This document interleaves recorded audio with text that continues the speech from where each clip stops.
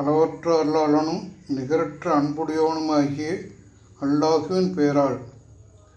எந்த மனிதருக்கும் அல்லாஹ் எதையும் அருளவில்லை என்று அவர்கள் கூறியதால் அல்லாஹுவை மதிக்க வேண்டிய முறையில் அவர்கள் மதிக்கவில்லை.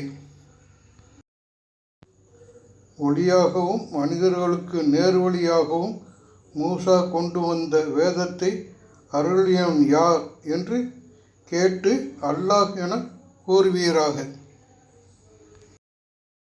அதை ஏடுகளாகவும் ஆக்கி வைத்திருக்கிறீர்கள், அதை பகிரங்கப்படுத்துகிறீர்கள், அதிகமானதை மறைத்தும் வருகிறீர்கள்.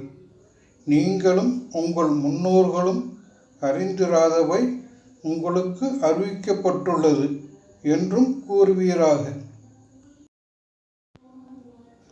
பின்னர் அவர்கள் மூழ்கிடப்பதில் விளையாடி கொண்டிருக்கும் நிலையில் அவர்களை விட்டுவிடுவீராக.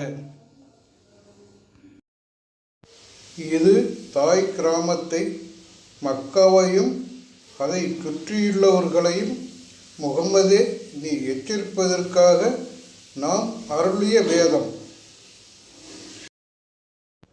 பாக்கியம் பெற்றதும் தனக்கு முன் சென்றவற்றை உண்மைப்படுத்துவதும் ஆகும். மறுமையை நம்புவோர் இதை நம்புகின்றனர். அவர்கள் தமது தொழுகையில் பேணுதலாகவும் உள்ளனர்.